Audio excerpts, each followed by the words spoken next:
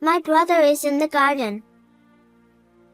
In the midst of a hurricane with a violent thunderstorm, my 4-year-old daughter pointed outside.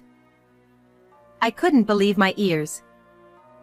After all, my son had passed away in an accident 5 years ago. However, I knew my daughter had a mysterious power. Thinking it couldn't be, I glanced toward the garden, and there stood my son, who was supposed to be in heaven. After that, a terrifying truth was spoken from his mouth. Shaking with rage, I vowed firmly, I'll make them pay for this. I am Hannah. Born in New York, I lost my parents when I was very young. I spent my days moving from one relative's house to another. I should learn a skill for a stable life. I decided to study Spanish and started working as an interpreter and translator. Then, 10 years ago, when I was 25, I traveled to the West Coast with a friend from overseas. It was during that trip that I met Tony, who was the same age as me. Welcome to our place.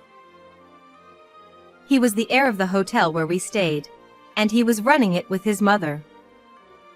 Tony, apparently smitten by my fluent Spanish, pursued me relentlessly. My father passed away a long time ago, and it's just me and my mother running the hotel. It would be great if you could become part of our family. Yes, I would love that. Let's make this work together. Overjoyed at the thought of having the family I had always dreamed of, I decided to marry him. And so, I moved to the West Coast to live with my husband and my mother-in-law, Carol, helping them run the hotel. A year after we got married, our son Kevin was born. He had long eyelashes and cried so energetically.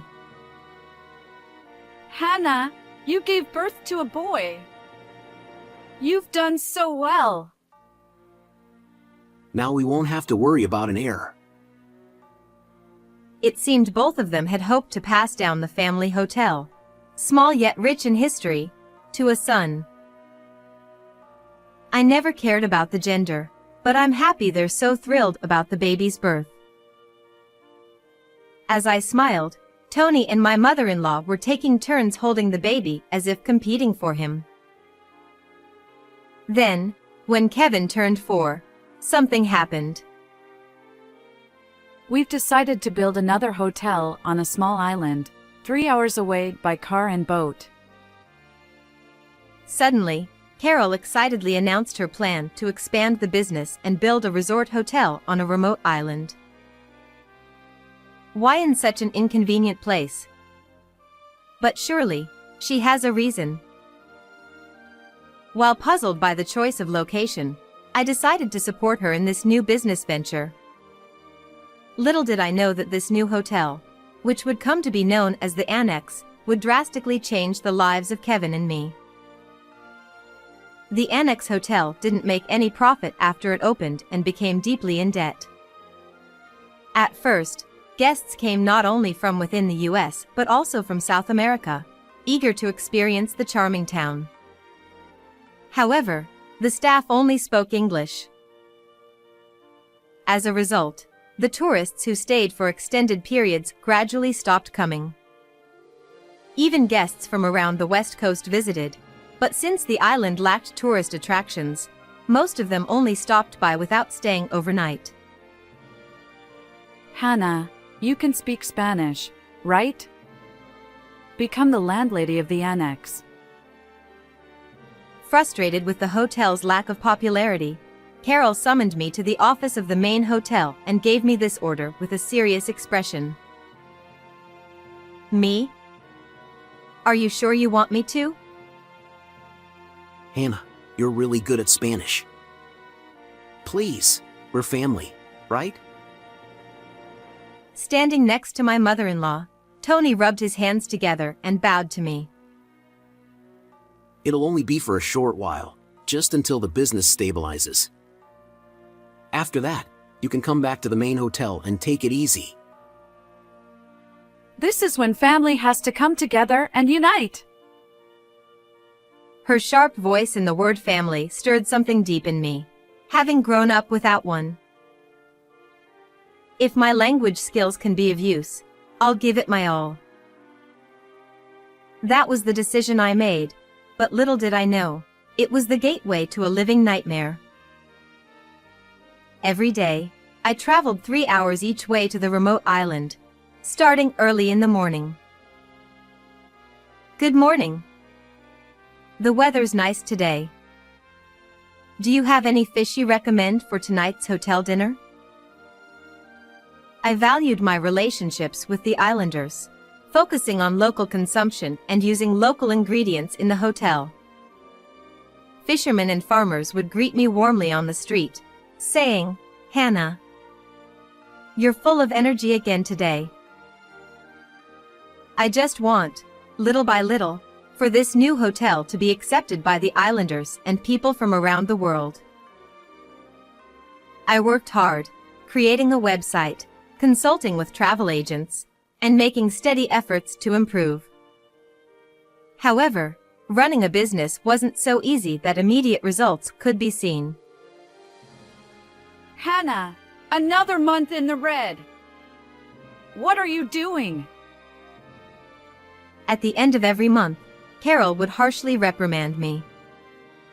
She scrutinized every expense, and if something displeased her, I would endure a 2-hour lecture for each item.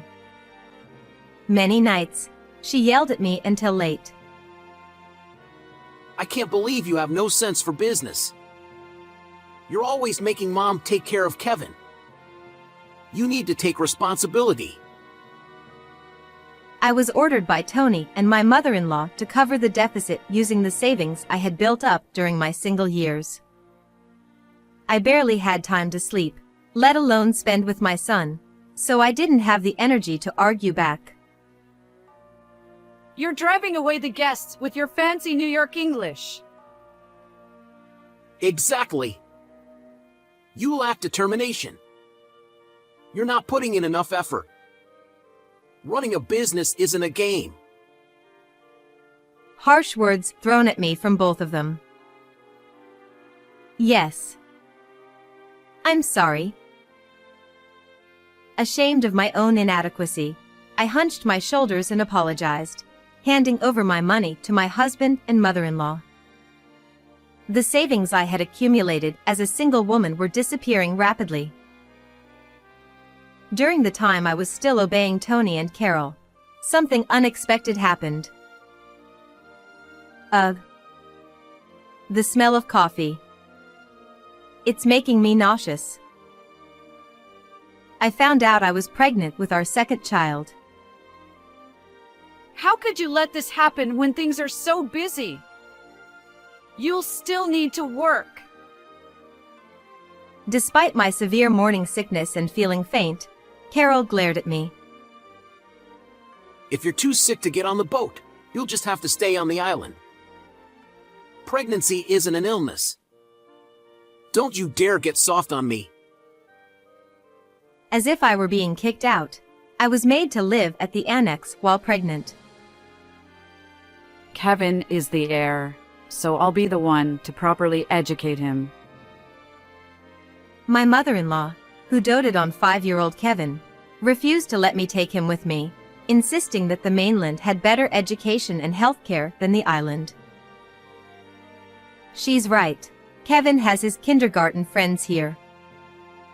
It's hard, but it's only for a little while. Once things settle down, I'll come right back. So, I decided to leave Kevin in the care of Tony and Carol. About 2 months after I began living on the island, my morning sickness finally eased. I became even closer to the islanders, and together we came up with ideas like holding regular events to attract more guests and adding more signs in foreign languages. As I thought of my son's smiling face, I started to think it might be time to return to commuting from the main hotel. But just then, I received a phone call from my husband. Kevin, He was in a car accident. He passed away just now.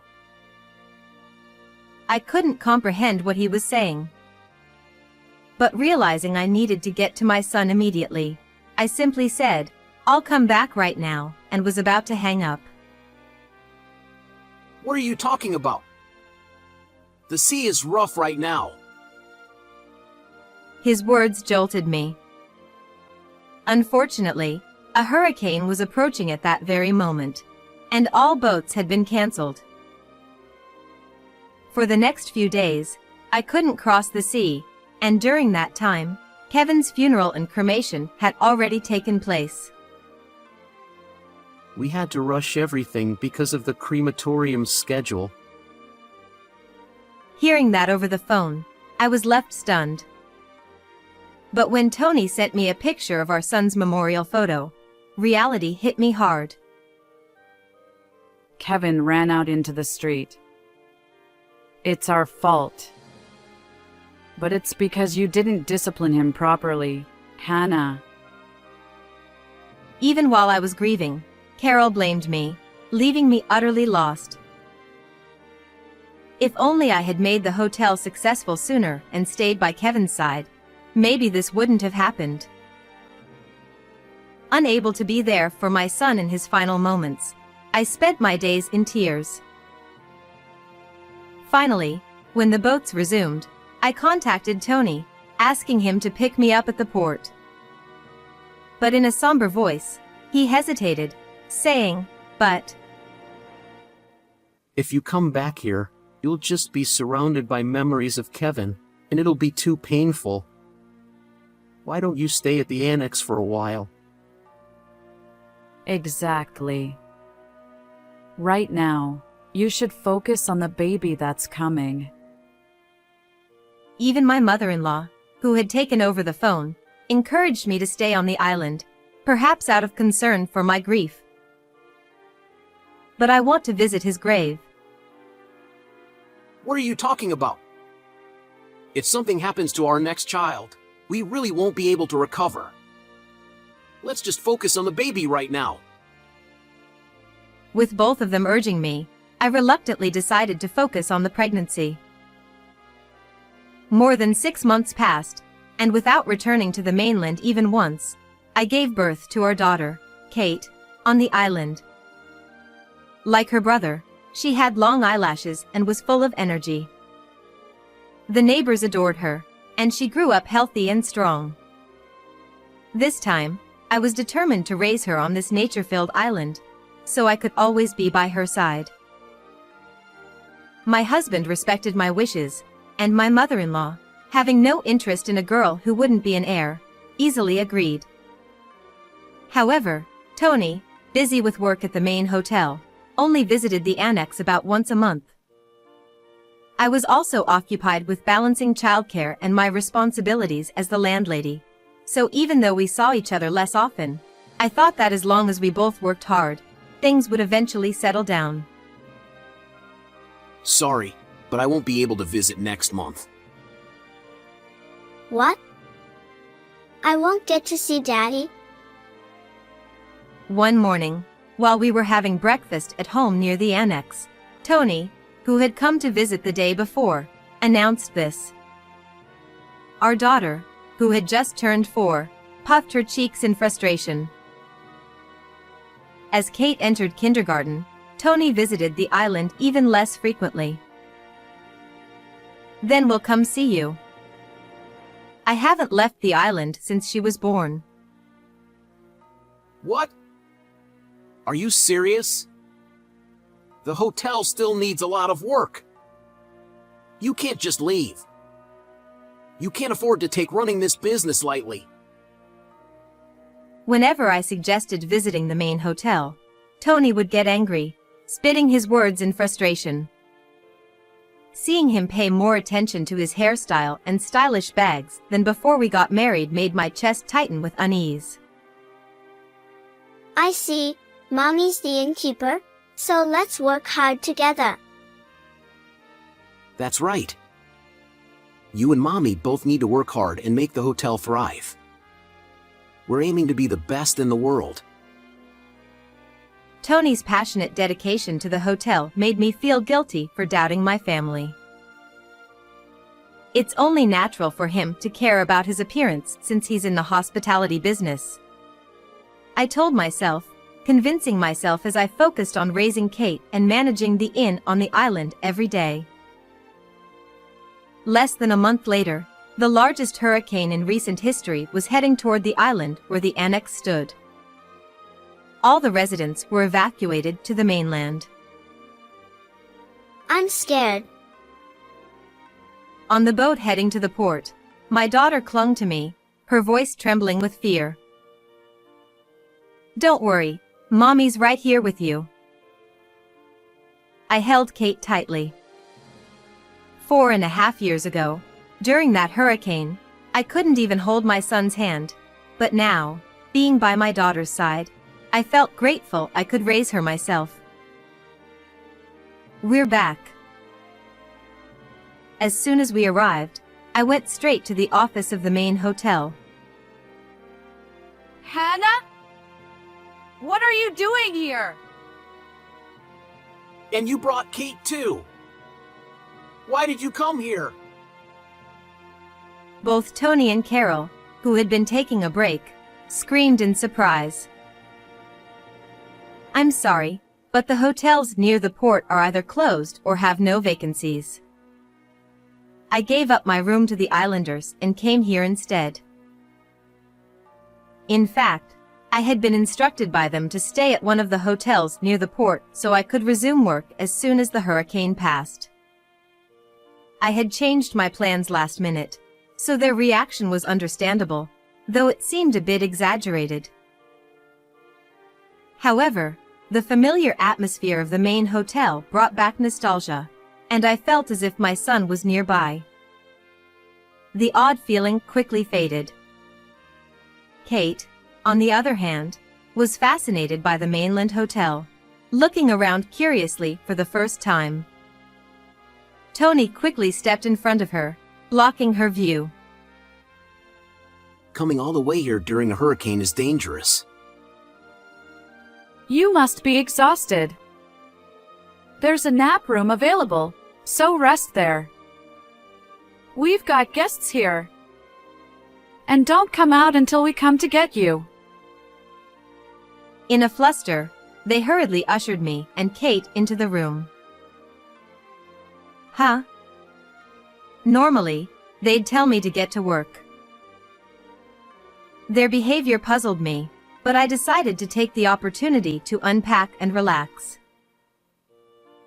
My brother is here. Suddenly, Kate, as if possessed, ran toward the window.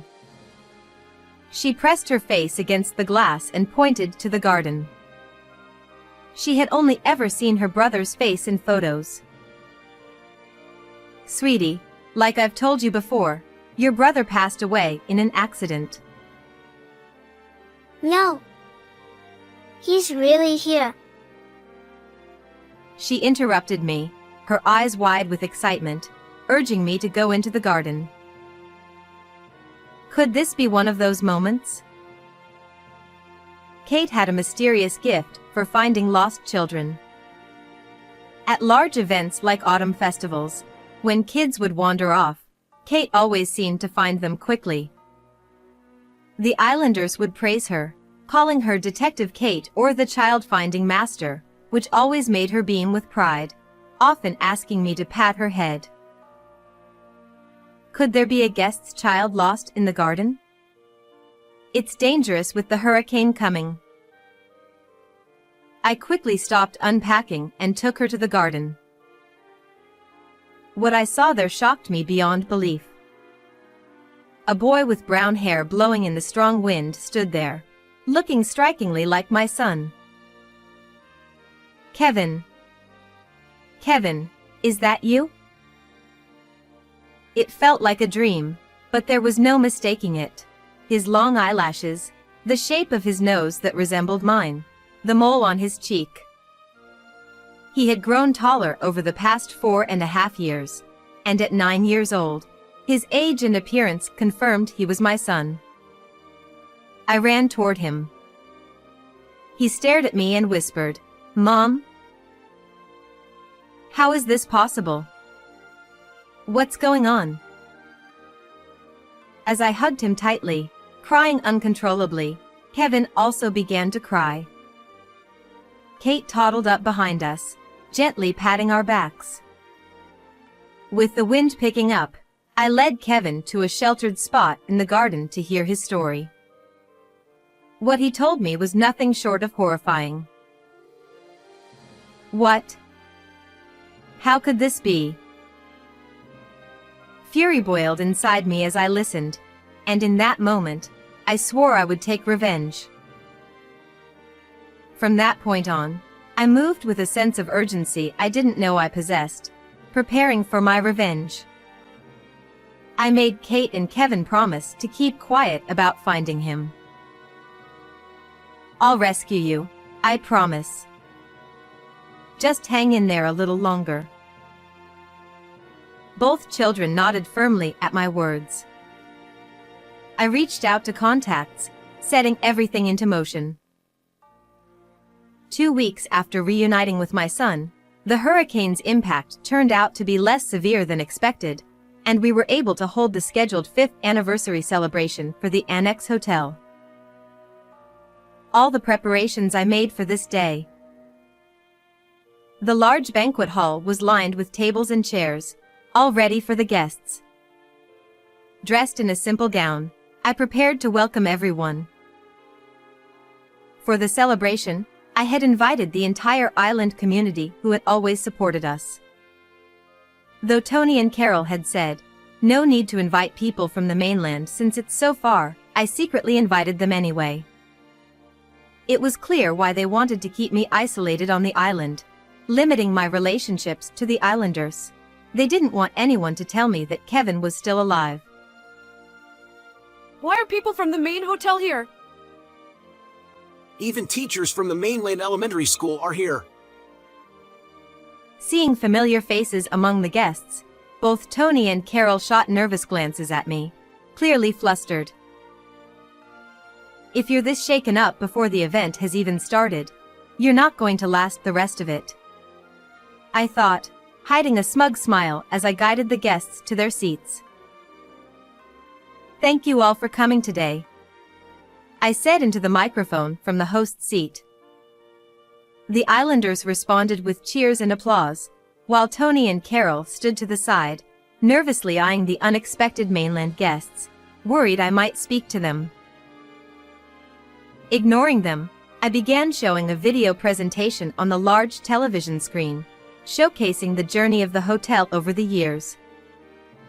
It wasn't just about the hotel's development, I also talked about how we had worked hand in hand with the islanders. We organized fireworks shows, night fishing tours, and illuminations to attract domestic visitors, encouraging them to stay overnight rather than just visiting for the day. In the summer and fall, we held regular food and drink events with night stalls. For international tourists, we added multilingual signs and menus so they could enjoy their stay even without speaking the language. Thanks to these efforts, the island regained its vibrancy, and the hotel began to thrive. Over the course of 5 years, the Annex had turned into a profitable business. It was so hard at the beginning. But the people of this island were so kind and supportive, I said, tears welling up as I spoke about the hotel's journey. The islanders, too, dabbed their eyes with handkerchiefs, nodding and smiling. And yet, amidst all this, a tragedy befell my life, I said, my voice lowering as I paused. Tony and Carol, who had been avoiding eye contact, turned to me with frightened expressions. I received word from my family that my son had passed away. A photo of 5-year-old Kevin appeared on the large screen, and Tony and Carol let out a small shriek. The mainland guests started whispering, "Is that Kevin? But he's alive, isn't he?" Seeing the guests murmur, both Tony and Carol turned pale, unable to run from the situation with everyone's eyes on them. They stared at the floor in silent panic. I shot a cold glance at the two of them and displayed the next photo. Kevin, now 9 years old, playing in a park with Tony and Carol. In truth, on the day of the hurricane 4.5 years ago, there had been no car accident. They had taken advantage of the boat cancellations, lied to me about Kevin's death, and secretly raised him on the mainland. Kevin revealed to me on the day we reunited that they had told him I was dead and that he would never see me again. He had no idea he had a sister, Kate, either. Kevin had cried, saying, "I thought I'd never see you again, Mom," and his sobs were swallowed up by the roaring hurricane winds that day. Tony and Carol even fabricated Kevin's memorial photo to deceive me, keeping me and my son apart for 4.5 years. I said, my eyes burning with rage as I glared at the two of them. Carol, sweating profusely, stammered, What a crazy prank, right? Tony, wiping his forehead, muttered, I mean, seriously, who would even do something like that? It's not funny at all. They tried to brush it off, but the mainland guests frowned and whispered, how could they tell such lies, and if they could lie about something like this, maybe the story about the divorce is fake too? Hearing the word divorce didn't surprise me in the slightest. When I invited the mainland guests to the celebration, I had personally called each one, gathering information as I went. I asked them to keep quiet about their invitation, telling them there would be a surprise during the event. In those conversations, I learned shocking details. Tony and Carol had told people that I had cheated on Tony, abandoned Kevin, and disappeared. They had told Kevin I had died, asking the neighbors to keep the secret. You've been telling lies left and right. You wanted to keep me on the island to hide the fact that Kevin was alive. I was shaking with anger, yelling at them. On that hurricane day, when Tony and Carol had insisted I stay in the nap room, they were trying to prevent the neighbors from seeing me, someone who was supposed to be missing. Tony and Carol, realizing their web of lies had unraveled, could only scratch their heads in desperation, realizing how deeply they were exposed. However, I did not ease up on my attack. I displayed photos of my husband flirting with another woman on the large television screen. This time, not only the mainland guests but also the islanders raised their voices in surprise, exclaiming, "That's the daughter of the wealthy Smith family, and so it was Tony who was cheating." Hey! What do you think you're doing? My husband yelled, his face flushed with anger. When he tried to lunge at me, I easily dodged, and he fell flat on his face from the momentum. Since the day I found my son, I had been tailing Tony for the 2 weeks leading up to the celebration, taking those photos. When I told the islanders, I have something I absolutely need to do, they didn't ask any questions and helped me with running the inn and taking care of my daughter. What do you think you're doing? That's my line. You're married, and yet you're deceiving a single woman. Unbelievable. Without missing a beat, I played a recording I had secretly made using a bug I planted in the office Tony and Carol used for their breaks. Hannah's pretty much useless now. I heard my husband say with a laugh. Carol chuckled and added, Her parents' inheritance and the savings she accumulated out of fear of being alone have finally run dry. Then Tony complained, Our marriage was just to get her to pay for part of the new resort's construction. She's pretty much useless now. To that, Carol responded immediately, We'll keep Hannah on the island as a lackey until we find someone new. It was clear Tony had only married me for my money. And then Carol, her voice practically giddy, said, Next up is the Smith family's fortune. That family is loaded. Tony cheerfully replied. I've been dating her for about 4 years now, and at 28, she's ready to settle down. She's all in for marriage. Carol then suggested. Until we have an heir, we can just let the rich girl take care of the kid. To which Tony coldly responded. Once I have an heir with the new woman, Kevin can conveniently disappear in a real traffic accident. The murmurs among the guests grew louder as they listened to the recording. Wait! This isn't what it sounds like! Hannah! What have you done? Ignoring their panicked outbursts, I looked away, leaving the two to squirm before the gathered guests. At that moment, the doors to the banquet hall swung open. Jenny, the wealthy heiress whom I had informed about their misdeeds beforehand, stormed in. With a face like a wrathful demon, she marched straight up to the two of them and stood firmly before them. You told me you were divorced, didn't you? In a voice as low as if it had crawled up from the depths of the earth, she grabbed Tony by the collar. And you said you wouldn't have to take care of any kids. What's going on? She brought her face so close it looked like she might headbutt him, then clicked her tongue in disgust. Her intensity was so terrifying that not just Tony, but the entire hall fell silent. What you've done is marriage fraud. The next time we meet, it'll be in court. She shoved Tony with a forceful push.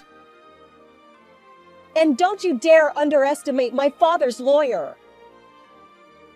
She spat as she walked away. As Jenny sat down in an empty seat in the now eerily quiet hall, I reached into my bag and pulled out a certain document. How the hell do you have that? My husband shouted, panic setting in. It was a loan document. On the day I found my son, while they were busy with hurricane preparations, I had secretly investigated Carol's office in the main hotel. While going through the documents she kept there, I made a shocking discovery. Before Tony and I got married, they had already failed once at building a new hotel. And yet, undeterred, Carol had purchased cheap land on the remote island, thinking it would make for a good resort, even though it was clearly unprofitable. The total debt was $10 million. In their desperation to recover from their failing business, they had targeted women with money. You've constantly accused me of not having enough determination, not working hard enough, and not being capable of running the business. But the ones who are truly incompetent are you too. I held the $10 million loan document high for all the guests to see. Oh, no! Stop it! Their faces turned bright red as they tried to snatch the document from me, hurriedly folding it up and stuffing it into Tony's pocket. But before they could breathe a sigh of relief, I thrust another document in front of them, a life insurance policy. I found this life insurance policy under my name in Carol's office, but I don't remember signing up for it. I tilted my head in mock confusion, watching their faces grow tense. They had been plotting to use my death to pay off their debts. The guests, horrified by their string of misdeeds, whispered, "We can't associate with people like them anymore. Divorce it is. I'll be working with my lawyer to ensure I get custody of the children, as well as alimony and child support." I looked at them with contempt, declaring loudly and clearly, But we owe $10 million. That's impossible. Okay, let's just calm down for now. We can work things out. Desperate, Tony and Carol began trying to appease me. Don't make me laugh. Why would I believe anything from people who have targeted both my money and my life? You can rot in hell. I yelled at them with such fury that, unable to contain themselves any longer, the islanders rose to their feet. Never show your face in front of Hannah again. Get off this island, you heartless monsters! They shouted, gathering around me to protect me. Surrounded by the enraged islanders, Tony and Carol shrank in fear, too terrified to speak. Thank you all. So much. I said through tears, overwhelmed with gratitude for the islanders' support. Soon after, the lawyers Jenny and I had called arrived, and the two were dragged off to another room to discuss the divorce and alimony. It was thrilling to see them leave dejectedly, as the guests and I bid them farewell with applause. After that, my divorce from Tony was finalized, and my son, who had been separated from me for so long, safely returned to my side. Not only did Tony make an enemy of me, but also of a wealthy family, and he will undoubtedly be crushed in court by the lawyers. He's left with millions in debt, along with $100,000 in alimony and $200,000 in child support, $300,000 in total. His reputation has hit rock bottom. The hotel is up for sale, and he's no longer capable of managing anything. No doubt he'll live a miserable life, constantly chased by debt collectors, barely scraping by. By the way, Jenny's father personally thanked me, saying, "Thank you for exposing their wrongdoing before my daughter could marry him." And he did something incredible. Recognizing my initiative and management skills, he bought the island hotel that had been put up for sale. He made me the manager of the hotel. He also pledged support for the entire island, and now I'm busy every day with revitalizing the town. My son and daughter, who now live with me at the hotel, help out a lot and have become the face of the hotel, not just as a brother and sister, but as our star duo. We're enjoying life together as a family. One day, I hope you'll come visit our hotel, too. How did you like today's story? Don't forget to subscribe to the channel. I'll see you in the next video.